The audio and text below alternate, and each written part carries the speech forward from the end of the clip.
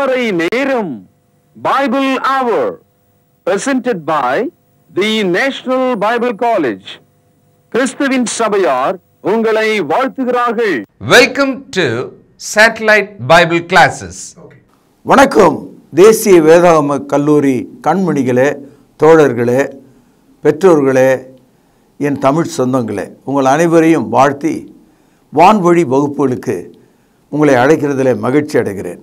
இந்த நாட்களில் புதிய ஏற்பாட்டில் ரோமருக்கு எழுதிய நிருபம் என்ற ஒரு அற்புதமான புத்தகத்தை நாம் படித்து கொண்டிருக்கிறோம். இந்த புத்தகம் உங்கள் மனதை தொடக்கூடியதும், உங்கள் எதிர்காலத்தை சீர்படுத்தக்கூடியதும், உங்கள் ஆவிக்குரிய வாழ்க்கையை பலப்படுத்தக்கூடியதுமாக இருக்கிறது. நான் ஏற்கனவே உங்களுக்கு சொன்னது போல, when you read the book of Romans, you will also know what is God's will. தேவனுடைய சித்தம் என்ன என்பதை ரோமருக்கு எழுதிய நிருபத்தை படித்தால் நீங்கள் புரிந்து கொள்ளலாம். இந்த புத்தகத்தினுடைய கரு தேவனுடைய நீதி. The theme of the book is God's righteousness. நேற்றைய பாடத்தில் தேவனுடைய காணப்படாதவைகளாகிய அவருடைய நித்திய வல்லமை, தேவத்துவம், இதெல்லாம் மனிதனுக்கு தெரியும், அதை அவனால் விளங்கிக் கொள்ள முடியும். ஆகவே எந்த ஒரு மனிதனும் போக்கு சொல்ல இடமில்லை. There is no excuse. They are without excuse என்று சொல்கிறார்.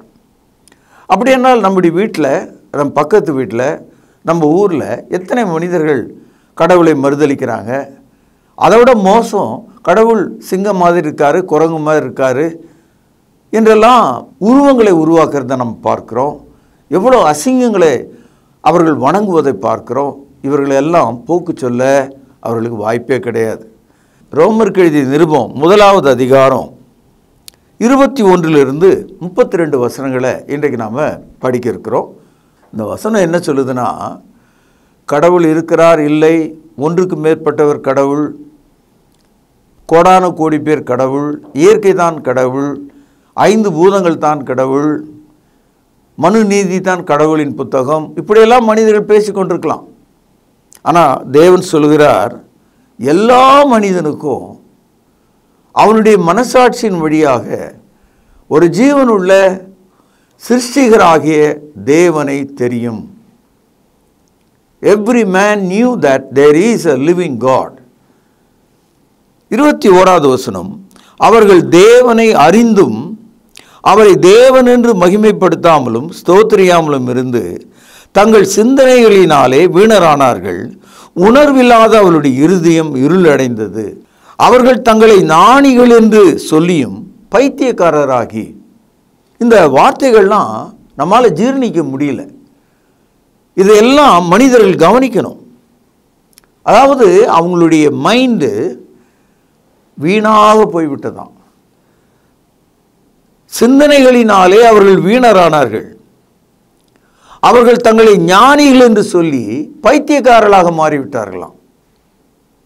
இந்த கொடிய நிலை எப்பொழுது வந்தது? தேவனுடைய நித்திய வல்லமையும், தேவன் யாராக இருக்கிறார் என்ற அந்த தேவத்துவத்தையும் ஒப்புக்கொள்ளாத மக்கள். அது ரொம்ப கடுமையான ஒரு விஷயம்.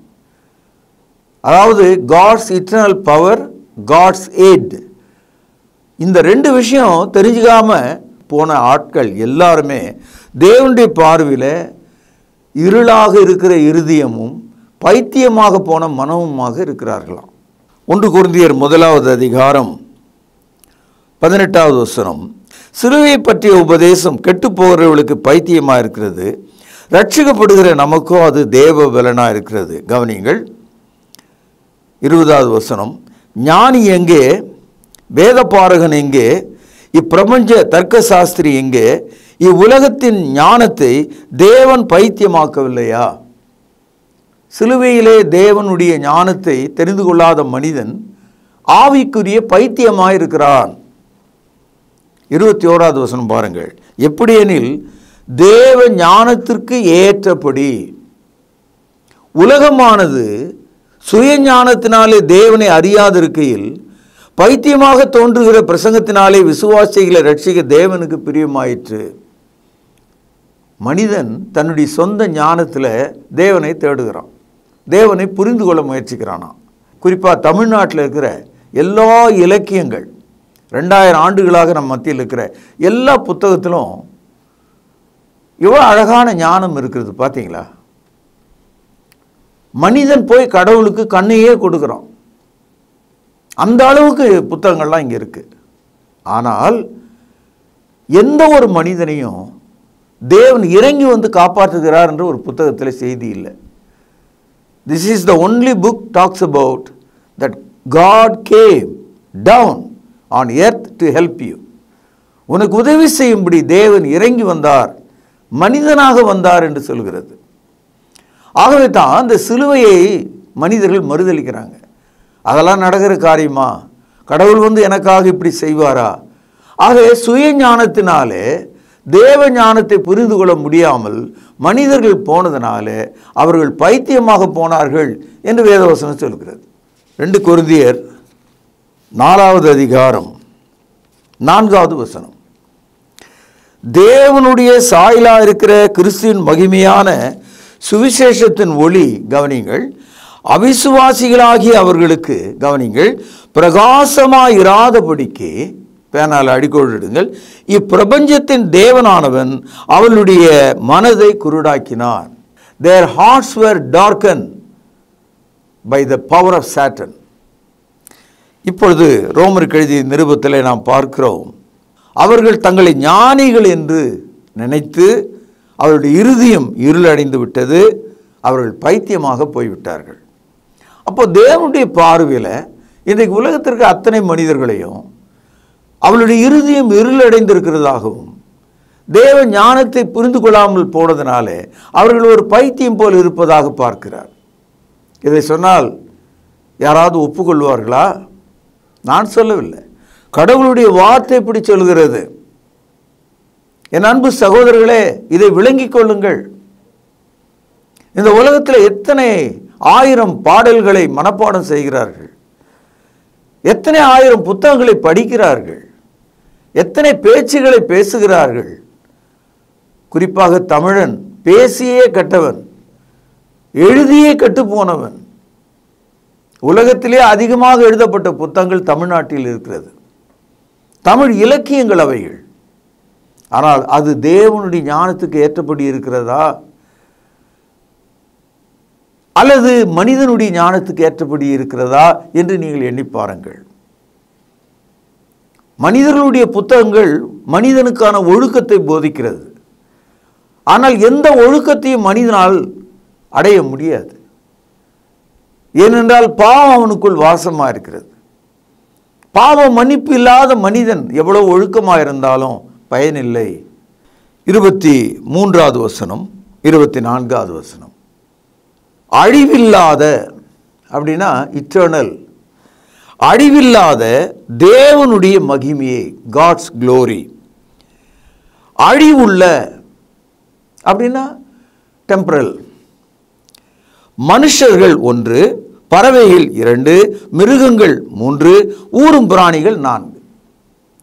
மனுஷன் என்ன செய்தானா, அழிவில்லாத கடவுளுடைய மகிமையை அழிந்து போகிற மனிதனுக்கும் பறவைகளுக்கும் மிருகங்களுக்கும் ஊரும் பிராணிகளுக்கும் ஒப்பாக மாற்றிவிட்டார்களாம். கடவுளை மனிதன் மனிதனாக பார்க்கிறானா, கடவுளை மனிதன் மிருகமாக பார்க்கிறானா, கடவுளை மனிதன் பறவைகளாக பார்க்கிறானா, கடவுளை மனிதன் ஊரும் பிராணிகளாக பார்க்கிறானா. நம்முடைய நாட்டில் என்ன நடக்குதுன்னு உங்களுக்கு தெரியாதா? நம்முடைய தெருவில் என்ன நடக்கிறது என்று உங்களுக்கு புரியவில்லையா? தேவனுடைய சாயலை, the very likeness of God, the glory of God, the eternal power of God being changed, அதை மாற்றிவிட்டான் நம் மனிதன். 24ஆம் வசனம் பாருங்கள். இது நிமித்தம் அவர்கள் தங்கள் இருதயத்தில் உள்ள இச்சைகளினாலே, இச்சைனால் லஸ்ட், ஒருவரோடு ஒருவர் தங்கள் சரீரங்களை அவமானப்படுத்தத்தக்கதாக தேவன் அவர்களை அசுத்தத்துக்கு ஒப்பு கொடுத்து விட்டார். நம்ம வீட்டில் மலத்தை மிரித்து கொண்டு வீட்டிலே வருகிற ஒரு குழந்தையை தாய் என்ன சொல்லுவாங்க, அங்கேயே நில்லு, வீட்டுக்குள்ளே வராத. அந்த குழந்தை மீண்டும் போய் அந்த அசுத்தத்தை மிதித்து அங்கேயே விளையாடி கொண்டிருந்தா என்ன ஆகும்? மனிதர்கள் அப்படி தான் செய்கிறாங்க.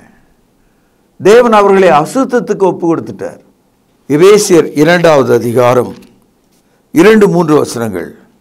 அவைகளில் நீங்கள் முற்காலத்திலே இவ்வுலக வழக்கத்திற்கு ஏற்றபடியாகவும் கீழ்ப்படியாமையின் பிள்ளைகளிடத்திலே இப்பொழுது கிரியை செய்கிற ஆகாயத்து அதிகார பிரபுவாகிய ஆவிக்கு ஏற்றபடியாகவும் நடந்து கொண்டீர்கள்.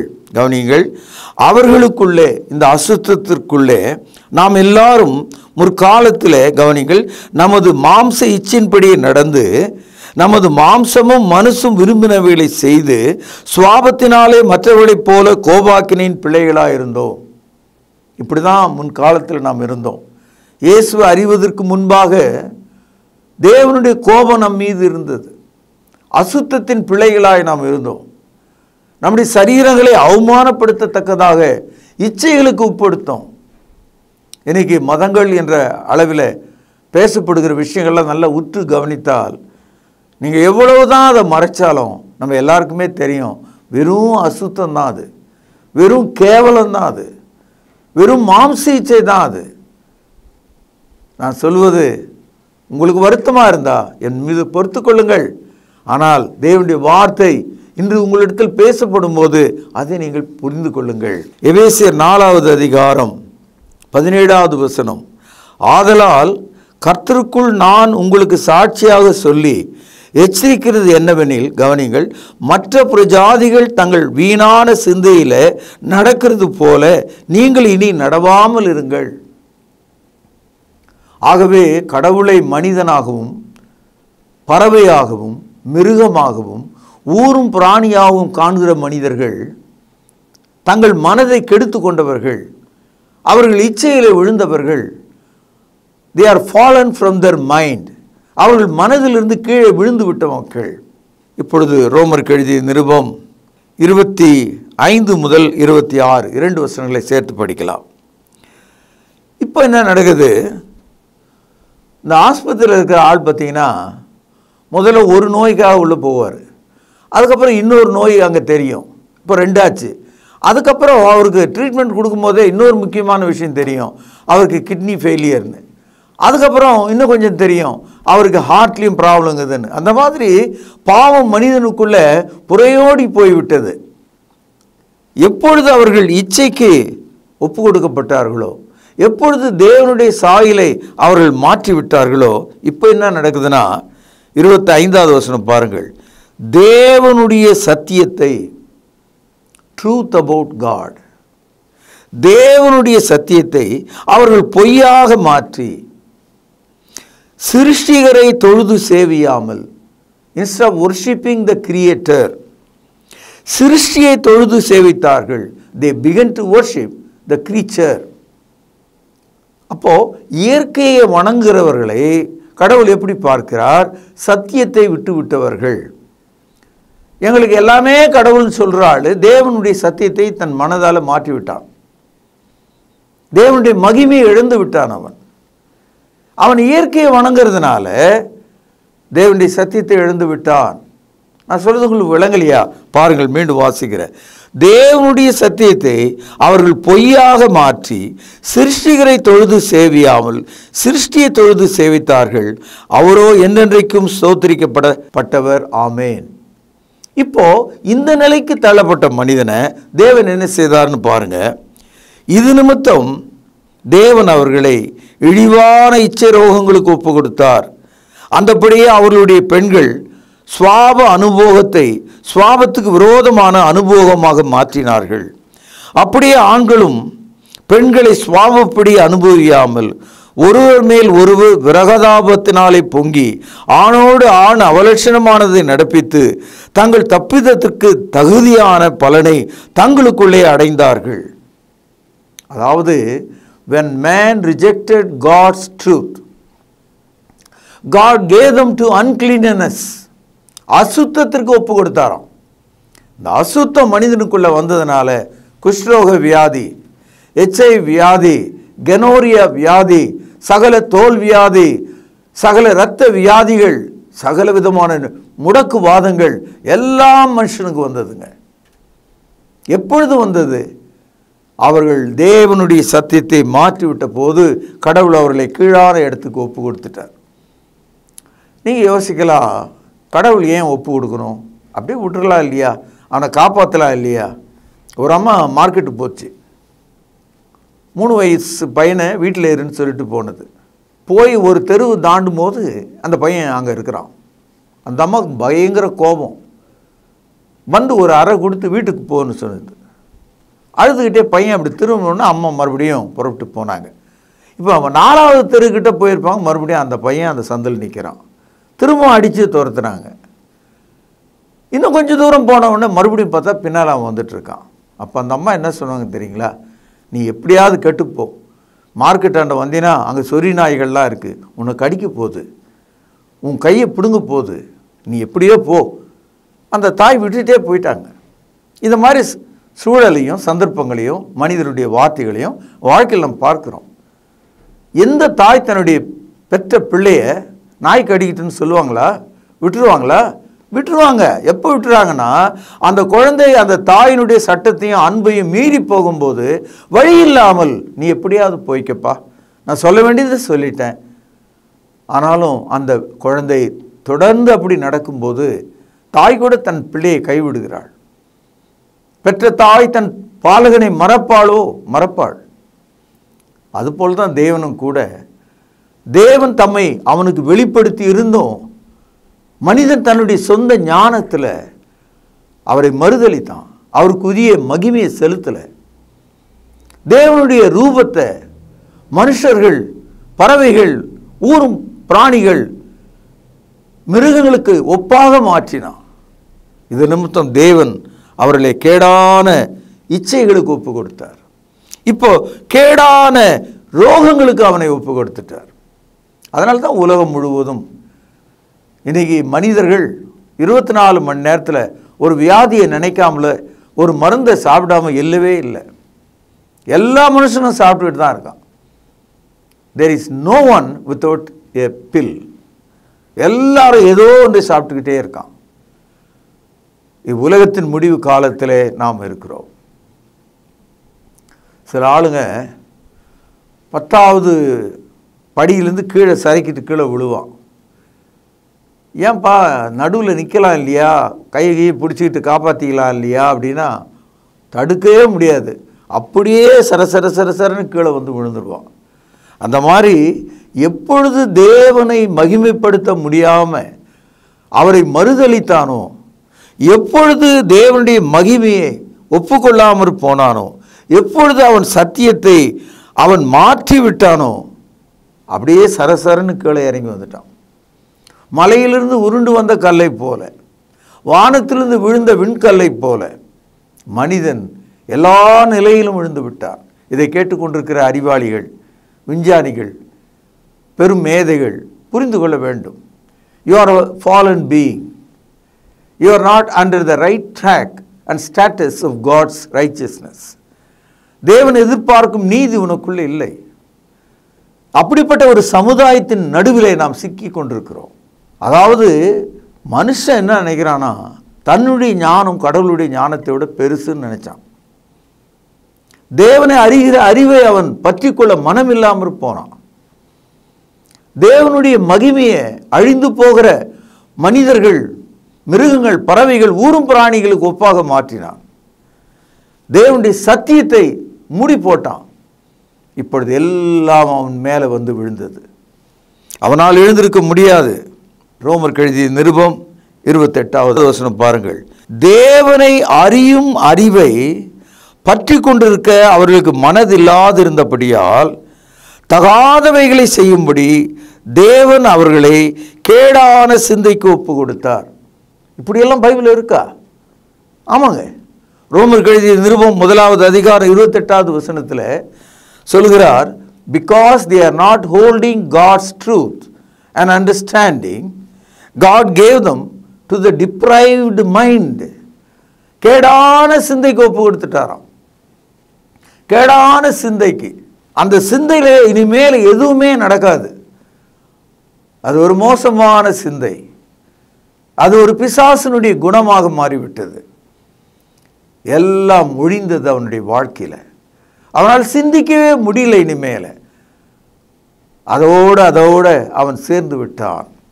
இன்றைக்கு நம்முடைய நாடு, உலக நாடுகள், மக்கள் எவ்வளோதான் நாகரிகமாக இருந்தாலும் அவங்களுடைய மனதை நீங்கள் கவனித்தீர்களானால் அது ஒரு பிண குவியலை போல் இருக்கிறது, ஒரு சுடுகாட்டை போல் இருக்கிறது, பற்றி எறிந்த ஒரு காட்டை போல் இருக்கிறது, மலையிலிருந்து விழுந்த ஒரு கல்லை போல் இருக்கிறது, திசை தெரியாமல் பறந்து போகிற ஒரு தூசியை போல் இருக்கிறது. தேவனை அறியும் அறிவை பற்றி கொண்டிருக்க அவர்களுக்கு மனதில்லாதிருந்தபடியா, because they don't want to keep the knowledge of God in their heart. That God gave them deprived mindset. கேடான மனசிந்தைக்கு அவர்களை ஒப்பு கொடுத்தார். இப்படிப்பட்ட இந்த மனிதன் என்ன பேசுவான், என்ன எழுதுவான், எதை நம்புவான், எப்படி வாழ்வான் என்று எண்ணி பாருங்கள். இந்த கருத்துக்கள் எல்லாம் 2000 ஆண்டுகளுக்கு முன்னால் பரிசுத்த ஆவியானவர் பவுலை கொண்டு எழுதியிருக்கிறார். ரோமர்களுக்கு அதை எழுதியிருக்கிறார். இன்றைக்கு நாம் அதை படித்து கொண்டிருக்கிறோம். இது எவ்வளவு உண்மை என்று இன்றைக்கும் பார்க்கிறோம். இந்த நாளில் நீங்கள் உங்கள் கோபத்தை விட்டு, மத ஆச்சாரங்களை விட்டு, பழைய விஷயங்களை நம்புவதை மறந்து உங்கள் மனதை மட்டும் கவனியுங்கள். உங்கள் மனது தேவனுக்கு முன்னால் உங்களை ஞானியாக வைத்திருக்கிறதா? அப்படியானால் உங்கள் இருதயம் இருள் அடைந்திருக்கிறது. அழிவில்லாத தேவனுடைய மகிமையை நீங்கள் மாற்றிவிட்டீர்களா? அப்படியானால் நீங்கள் இழிவான இச்சை ரோகங்களுக்குள் இருக்கிறீர்கள். உங்கள் இருதயத்தில் தேவனுடைய சத்தியத்தை மாற்றிவிட்டீர்களா? அப்படியானால் நீங்கள் சகல கேடான நோய்களுக்கு அடிமைகளாக போனீர்கள். நீங்கள் தேவனை பற்றி அறிகிற அறிவை இழந்து விட்டீர்களா? இனிமேல் எழுந்திருக்க உங்களால் முடியாது. இதுதான் நரகத்தினுடைய வாசல். சகோதரர்களே, இப்படிப்பட்ட மக்கள் எல்லா விதமான பாவங்களையும் லிஸ்ட் போட்டு செய்யக்கூடியவர்களாக இருக்கிறாங்க. ரோமருக்கு எழுதிய நிருபம் 1வது அதிகாரம் 29 வாசிக்கிறேன், கவனிங்க. அவர்கள் எல்லாவித அநியாயத்தினாலும் வேசுதனத்தினாலும் துரோகத்தினாலும் பொருளாசைகளினாலும் குரோதத்தினாலும் பொறாமையினாலும் கொலையினாலும் வாக்குவாதத்தினாலும் வஞ்சகத்தினாலும் வன்மத்தினாலும் நிறைந்தவர்களுமாய், புறங்கூறுகிறவர்களுமாய், அவதூறு பண்ணுகிறவர்களுமாய், தேவ பகஞ்சருமாய், துராகரம் பண்ணுகிறவர்களுமாய், அகந்தை உள்ளவர்களுமாய், வீம்புக்காரருமாய், பொல்லாதவைகளை யோசித்து பிணைக்கிறவர்களுமாய், பெற்றோருக்கு கீழ்ப்படியாதவர்களுமாய், உணர்வில்லாதவர்களுமாய், உடன்படிக்கை மீறுகிறவர்களுமாய், சுவாப அன்பில்லாதவர்களுமாய், இணங்காதவர்களுமாய், இரக்கமில்லாதவர்களுமாய் இருக்கிறார்கள். ஏறக்குறைய ஒரு 23 அடுக்கு பாவங்களை நாம் இங்கே பார்க்கிறோம். இதை கேட்டுக்கொண்டிருக்கிற நண்பர், இதெல்லாம் என்கிட்ட இல்லை அப்படின்னு நீங்கள் சொல்லி உங்களை ஏமாற்றிக்கலாம்.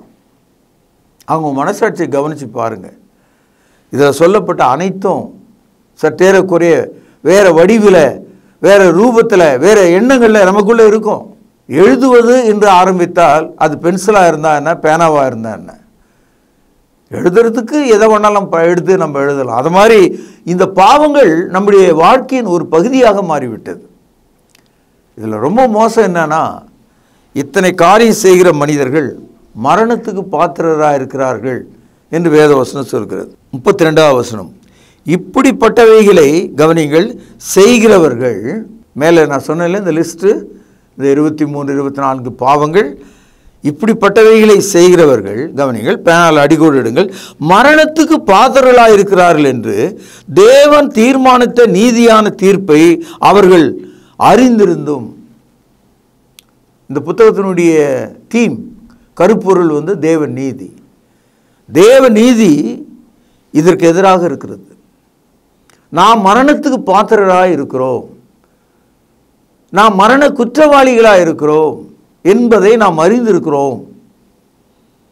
அது மாத்திரம் இல்லை, ஒரு கெட்டவன் இன்னொரு கெட்டவனை உருவாக்கிடுவான். அதான் மனுஷனுடைய சுபாவம்.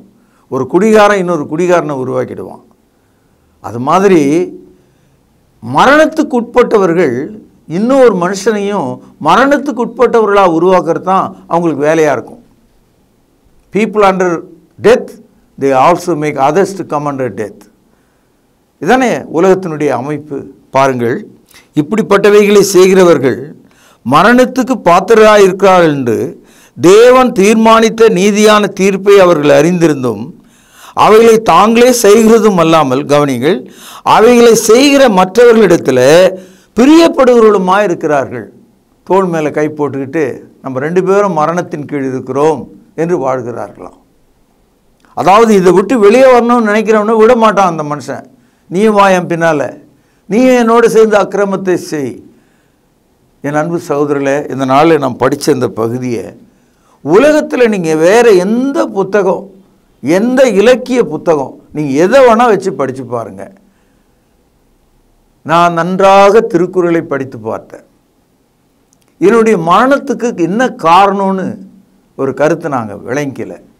மரணத்துக்கு ஒரு மாற்று என்ன என்று நான் விளங்கிக்கல. ஒழுக்கம் எல்லாம் பேசப்பட்டிருக்கு. நான் உங்களுக்கு முன்பாக ஒழுக்கம் உள்ளவனாக இருப்பேன், என் மனைவிக்கு முன்பாக நல்லவனாக இருப்பேன், என்னுடைய பிள்ளைகளுக்கு முன்பாக யோகியதை உள்ளவனாக இருப்பேன். நான் ஒரு அறம் சார்ந்த மனிதனாக இருக்கலாம். ஆனால் தேவனுடைய பார்வையில் என் இருதயம் இருள் அடைந்திருக்கிறது. நான் ஒரு பைத்தியம் போல் இருக்கிறேன். இச்சைகளினாலே நான் என்னை அசுத்தத்துக்கு தேவன் ஒப்பு கொடுத்தார் என்பதை புரிந்து கொண்டிருக்கிறேன். சத்தியத்தை மாற்றியதனாலே சகல நோய்களுக்கு உட்பட்டிருக்கிறேன். தேவனை அறிகிற அறிவை எழுந்ததினாலே கேடான சிந்தைக்கு ஒப்பு கொடுக்கப்பட்டிருக்கிறேன். எல்லா மரணத்துக்கு ஏதுவான பாவங்களை உடையவனாக இருக்கிறேன். இந்த மனிதனுக்கு ஒரு விடுதலை கொடுக்கும் ரட்சிப்பை, தேவ நீதியை தேவன் எப்படி கொடுக்கிறார் என்று போதிப்பது தான் ரோமருக்கு எழுதிய புத்தகத்தினுடைய நோக்கமாயிருக்கிறது. நல்லது நண்பர்களே, நாளை இதனுடைய தொடர்ச்சியை கவனிப்போம். நான் சொன்னதெல்லாம் மனசில் வச்சுக்கிட்டு வருத்தப்படுறதை விட்டுட்டு நீங்கள் பேசுங்க, உங்கள் போதர் இடத்துல பேசுங்க, உங்களுடைய உறவின் இடத்துல பேசுங்க. இந்த பகுதியை எடுத்து வாசித்து காண்பீங்க. இது இப்படியெல்லாம் இருக்க, இந்த பைபிள் இப்படியெல்லாம் எழுதியிருக்க, இதெல்லாம் தேவையே, இதெல்லாம் எப்படி இதெல்லாம் நம்ம மேற்கொள்வது, இதிலிருந்து மாறுவது எப்படி, இதற்கான வழிகள் என்ன, பேசுங்கள் சகோதரர்களே. இதெல்லாம் ஒன்றும் ரகசியமானது ஒன்றும் இல்லை. It's all public. You just read it. கர்த்தராகிய இயேசுவின் கிருபை உங்கள் அனைவரோடும் இருப்பதாக பிரார்த்தனை செய்வோம். மகா பரிசுத்த நிறைந்த எங்கள் தகப்பனே, மலையிலிருந்து உருண்டு விழுந்த கல்லை போல சகல பாவங்களிலே நாங்கள் விழுந்து மரணத்துக்கு பாத்திரராக இருக்கிறோம். எங்களை விடுதலை செய்யும்படியான இரட்சகர் இயேசுக்காக நன்றி செலுத்துகிறேன். உமது அன்புக்காக நன்றி செலுத்துகிறேன். நாங்கள் கேட்ட இந்த வார்த்தைகளுக்காக நன்றி செலுத்துகிறேன். ஆண்டவர் இயேசுவின் நிமித்தமே எங்கள் மன்றாட்டை கேட்டருளும். பரிசுத்தமுள்ள எங்கள் நல்ல பிதாவே, ஆமேன். தொடர்பு கொள்ள வேண்டிய முகவரி: திருமறை நேரம், 58 சர்ச் தெரு, குமரன் நகர், சென்னை 6,82,000. செல்போன் 9385500882. கர்த்தாவே, தேவர்களில் உமக்குப்பானவர் யார்? வானத்திலும் பூமியிலும் உமக்குப்பானவர் யார்?